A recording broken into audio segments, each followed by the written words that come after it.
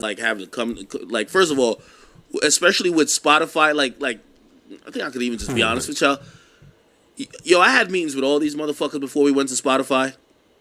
Like Spotify and well, there was Apple in my case, so because Spotify and Apple actually they were going back and forth. They were offering the back. They offered the back. The rest of these other companies was not offering no back. And what I'm really trying to say when I say that is that the majority of like these podcast entities and like corporations, bro, there's no back there. You get what I mean? Yeah. And that was when Spotify was dictating the market. So Spotify has left the market of wanting to sign podcasts. So I'm looking at all these podcasts now like, how the fuck are y'all getting paid, period? Blue Chew ain't finna keep paying y'all bills. You get what I mean? So I'll be like looking at it. So you're going to see, there's going to be some reshuffling with podcasts.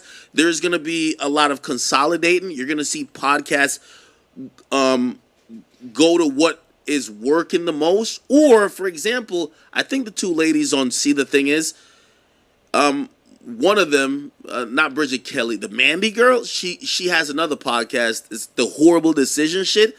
Now, it ain't that popping numbers-wise like that online, but I think they do a Hit the thumbs up button, guys. live. This is DJ Akademiks podcast, King Akademiks. I think he has two channels, right? This particular channel, he has 655 subscribers. It's basically just him just streaming, talking about shit. Anyway, hit the thumbs up button. Show, and from what I've heard from even other people, like they do a good live show. So like they do good on touring. So that's their business model to make money. Yeah, why do the other podcast that's probably not making no money? Like, keep doing that. Everybody's pivoting now, bro. It's like, yo, like shit. We did our deal with Spotify. We finished it. At this point, we're like, okay, cool.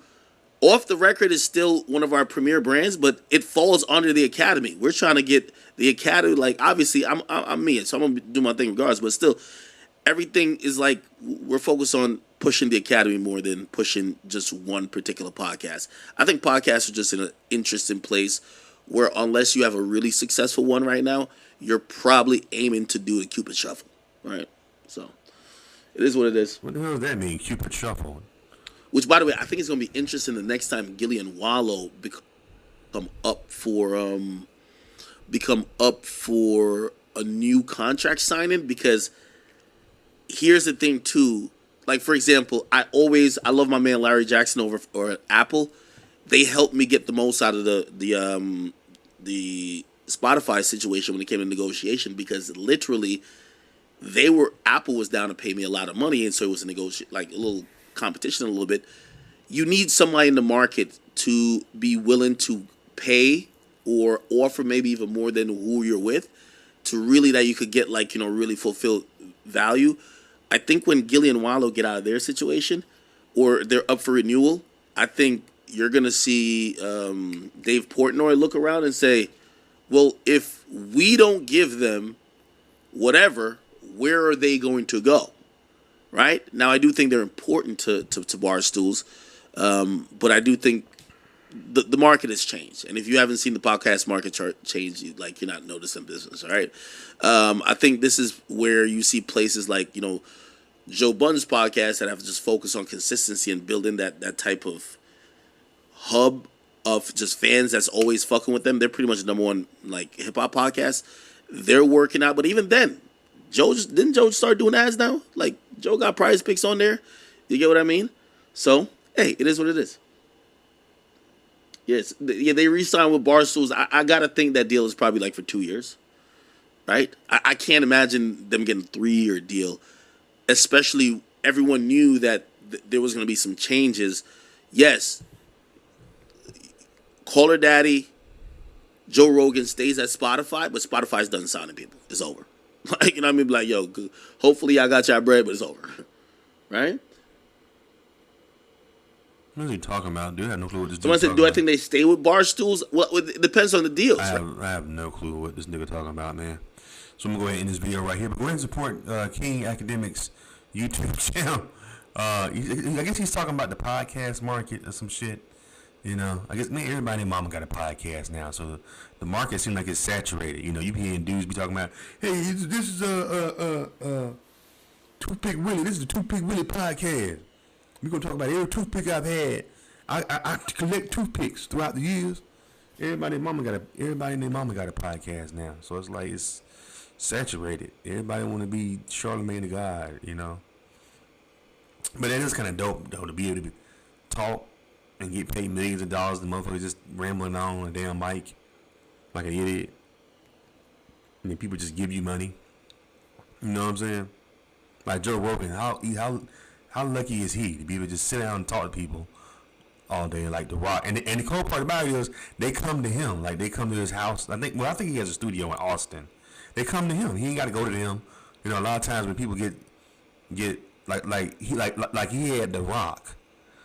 You know, so it's like to do a for The Rock to come to where your podcast is, you have to have at least 100 million. That's what Joe Rogan has. He has over 100 million subscribers. So, you know, that's just a whole nother level. But yeah, everybody and their mama trying to start a podcast now. But it takes years and years to do some shit like that, man.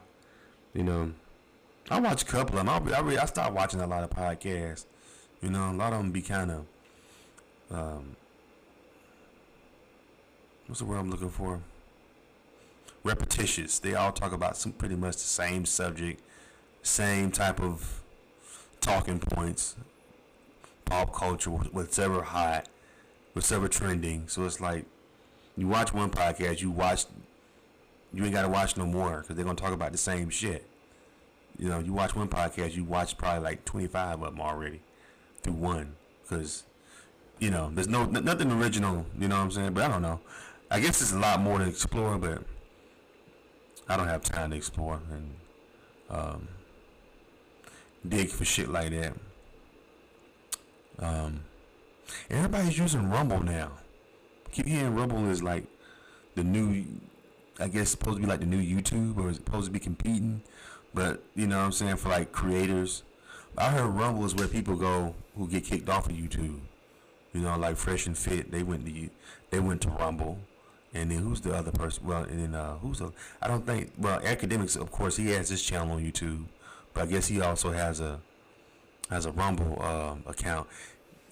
I guess Akademiks call himself streaming Corey Holcomb's show, doing a broadcast of Corey Holcomb's YouTube channel 5150, and I guess Corey Holcomb said he's gonna go after DG.